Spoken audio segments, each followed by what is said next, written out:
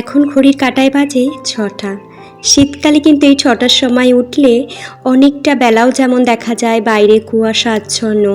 গরমকালে কিন্তু সেটা একদমই নয়, সাথে কাজগুলো করেও যেমন এগোনো যায়, কিন্তু আকাশটাও কিন্তু বেশ পরিষ্কার এবং পরিচ্ছন্ন। বেলা বাড়ার সাথে সাথে কিন্তু গরমের ভাবটা বেড়েই চলবে।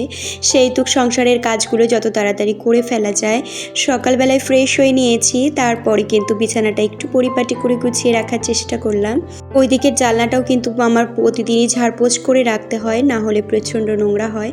যেহেতু কাকুদের পিছনে একটা আম গাছ আছে, আম গাছের যাবতীয় নোংরা কিন্তু আমার এই ঘরের মধ্যেই চলে আসে।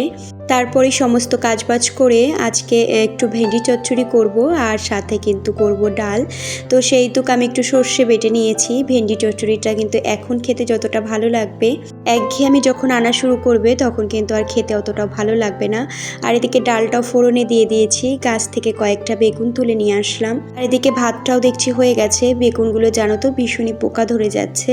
দেখো এতগুলো বেগুনে এইটুকু বেগুন বেরিয়েছে আর কি। বেগুন আর সাথে ভেন্ডি ভাজা করেছি। রান্নাবাড়িটা সেরে নিয়ে কিচেনে এসে কিচেনটা একটু ক্লিন করে নিচ্ছি। সকালবেলা তো এইসব কাজগুলো আর হাত দিতে পারিনি, রান্নার একটু চাপ ছিল, যেহেতু তোমাদের দাদাভাই ডিউটি বেরিয়ে যাবে। অনেকদিন যাবত হয়ে গেছে মাথায় একটু তেল দেওয়া হয় না, তাই একটু তেল দিয়ে স্নানটা সেরে ছেলের স্কুলের ইউনিফর্ম এবং শুজ এগুলো